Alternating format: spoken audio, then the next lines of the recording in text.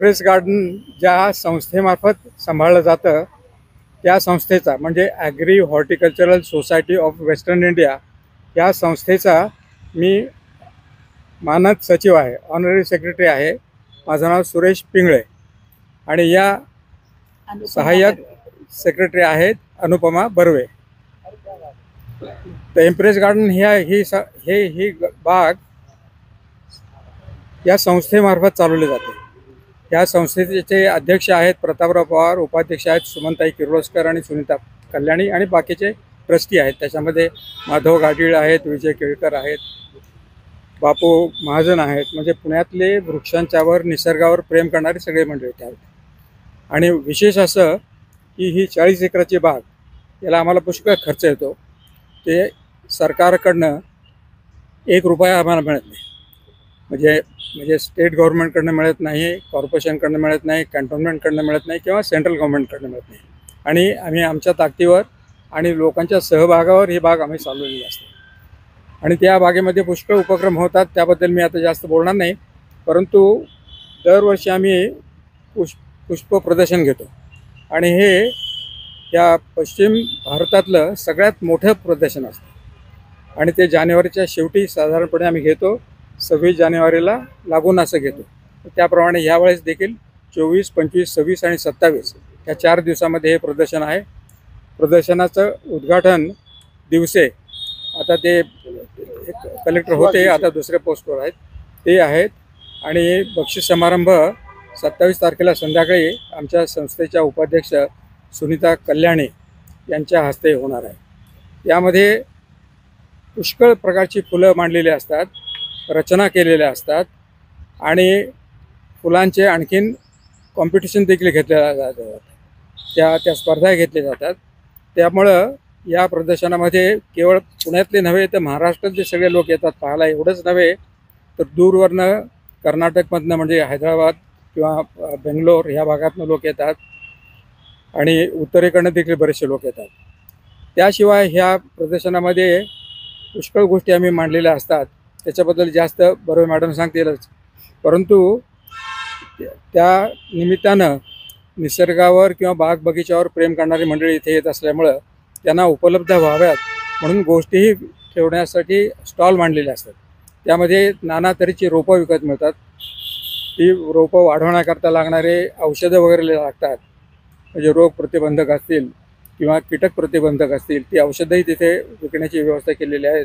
असे जवळजवळ 50-60 स्टॉल्स तिथे असतात. त्यानंतर त्या 4 दिवसामध्ये लोक केवळ ते प्रदर्शनच पाहतात हे तर आहेच, परंतु बागेचा देखील तो अनुभव घेत असतात. आणि दिवसभर थांबणारी मुलं वगैरे असतात. तर मुलांच्या करमणुकीकरता आम्ही काही खेळ वगैरे घेतो तिथे.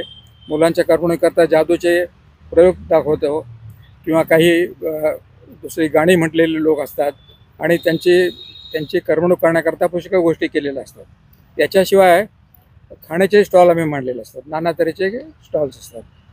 परंतु विशेष सांगण्यासारखं हे की सिक्कीम आणि दार्जिलिंग ह्या भागातले देखील काही नर्सरीवाले त्यांच्या भागात होणारे आणि पुण्यामध्ये जास्त कष्ट करून वाढवता येतील अशी रोपं घेऊन इथं आलेले असतात.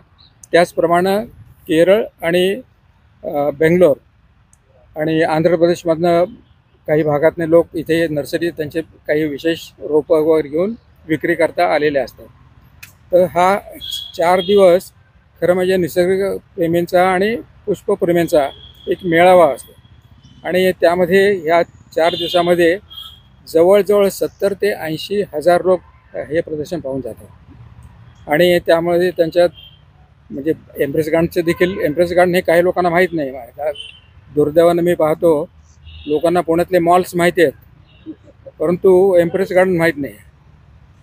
तर ते लोकांना एम्प्रेस गार्डन माहीत व्हावं, ह्या निसर्गामध्ये त्यांनी मुलांना घेऊन यावं म्हणून आम्ही खेळणी इथे लावलेली आहेत पुष्कळ. त्या मुलांच्यासाठी त्यांना या झाडांची माहिती व्हावी म्हणून झाडांची नावं तिथे लावलेली आहे. एवढंच नव्हे तर QR कोड लावलेलं आहे. म्हणजे ज्याला जास्त आपल्याला जर अभ्यास करायचा असेल वृक्षांचा तर त्या QR कोडमधनं त्या वृक्षाचा सगळा इतिहास, त्याचे इंग्लिश, मराठी आणि बोटॅनिकल नावं ही त्यांना पाहायला मिळतात वगैरे. अशा पुष्कळ उपक्रम आम्ही संस्थेमार्फत करत असतो. त्याच्याशिवाय बागेकरता आम्ही क्लासेस देखील घेतो. म्हणजे ज्यांना बाग करायची असेल, घरामध्ये का बाग करायची असेल किंवा भाजीपाल्याची बाग करायची असेल तर त्याच्यासाठी क्लासेस वगैरे देखील घेत असतो.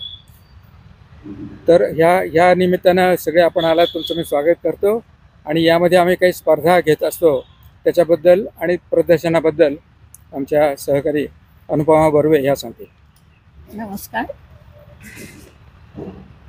सध्या असं लक्षात आलंय की पुण्यामध्ये IT इंडस्ट्री जोरात आहे म्हणा.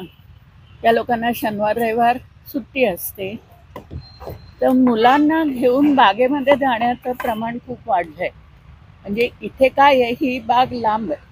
लांब म्हणजे आता तुम्ही कुठे राहता त्याच्यापासून ते म्हणजे काय म्हणायचं त्यावर ते अवलंबून आहे. पण साधारणपणे ही लांब वाटते लोकांना. पण तरी पण आजकाल मुलांना बागेमध्ये घेऊन जाण्याचं प्रमाण वाढलंय. तर आम्ही इथे एक ड्रॉइंग आणि पेंटिंग आणि हँडरायटिंगची कॉम्पिटिशन घेतो. 2 गट असतात, पहिलं 5 ते 8 आणि 9 ते 15-16. तर ती ड्रॉइंग कॉम्पिटिशन उद्या आहे, उद्याच्या रविवारी 12 तारखेला. आणि तुम्हाला आश्चर्य वाटेल, एका वेळेला आमच्याकडे 800 मुलं भाग घेतात एका वेळेला. म्हणजे खूपच रेकॉर्ड ब्रेक झाला, अजूनही जास्ती होते. पण त्या मुलांचा उत्साहही खूप असतो आणि त्याच्यापेक्षा त्यांच्या आईवडिलांचा उत्साह खूप असतो, जो आवरणं आम्हाला कठीण होतं काही वेळेला. तर ते कॉम्पिटिशन उद्या आहे, जे ड्रॉइंग कॉम्पिटिशन आणि हँडरायटिंग कॉम्पिटिशन. ड्रॉइंग कॉम्पिटिशन झाल्यानंतर हँडरायटिंग कॉम्पिटिशन. आणि या सगळ्याला आमच्याकडे